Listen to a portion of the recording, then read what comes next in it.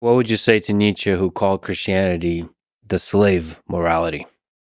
And his critique of religion in that way was slave morality versus master morality. And then you put in Ubermensch into that.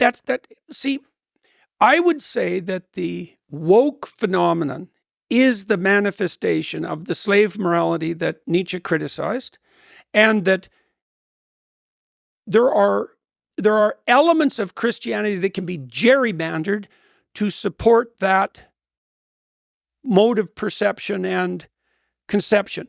But I think he was wrong in his essential criticism of Christianity in that regard. Now, it's complicated with Nietzsche because Nietzsche never criticizes the gospel stories directly. What he basically criticizes is something like the pathologies of institutionalized religion. And I would say most particularly of the, what would you say, of the sort of casually too nice Protestant form.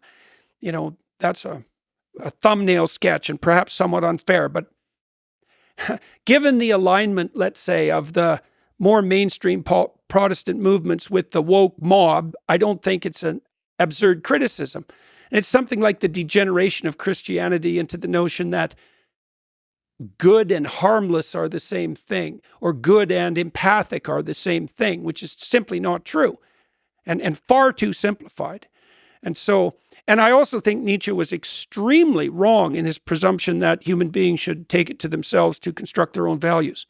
I think he made a colossal error in that presumption. And that is the idea of the Ubermensch, that the great individual, the best of us, should create our own values. Well, and I think the reason that he was wrong about that is that, so when God gives instructions to Adam and Eve in the Garden of Eden, he basically tells them that they can do anything they want in the walled garden. So that's the kind of balance between order and nature that makes up the human environment. Human beings have the freedom vouchsafed to them by God to do anything they want in the garden except to mess with the most fundamental rule. So God says to people, you're not to eat of the fruit of the tree of the knowledge of good and evil, which fundamentally means there is an implicit moral order and you're to abide by it. Your freedom stops at the foundation. And you can think about that. I'd be interested even in your ideas about this as an engineer, let's say, is that there is an ethos that's implicit in being itself. And your ethos has to be a reflection of that. And that isn't under your control. You can't gerrymander the foundation because your foundational beliefs have to put you in harmony, like musical harmony, with the actual structure of reality as such. So I can give you an example of that. So our goal, insofar as we're conducting ourselves properly, is to have the kind of interesting conversation that allows both of us to express ourselves in a manner that enables us to learn and grow, such that we can share that with everyone who's listening. And if our aim is true and upward, then that's what we're doing. Well, that means that we're going to have to match ourselves to a pattern of interaction, and that's marked for us emotionally. Like you and I both know this. If we're doing this right, we're going to be interested in the conversation. We're not going to be looking at our watch. We're not going to be thinking about what we're aiming at. We're just going to communicate. Now, the religious interpretation of that would be that we were doing something like making the redemptive logos manifest between us in dialogue. And that's something that can be shared. To do that, we have to align with that pattern.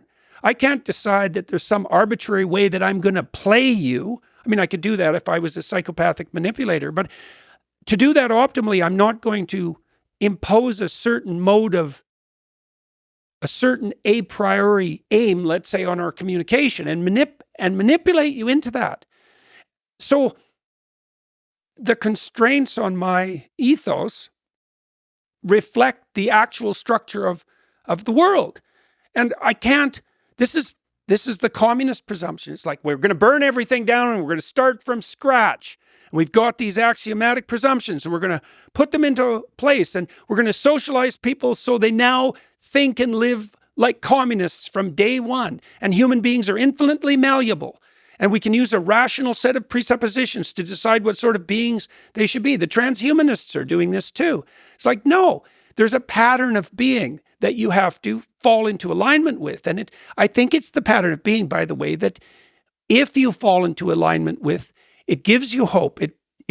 It protects you from anxiety, and it gives you a sense of harmony with your surroundings and with other people. And none of that's arbitrary.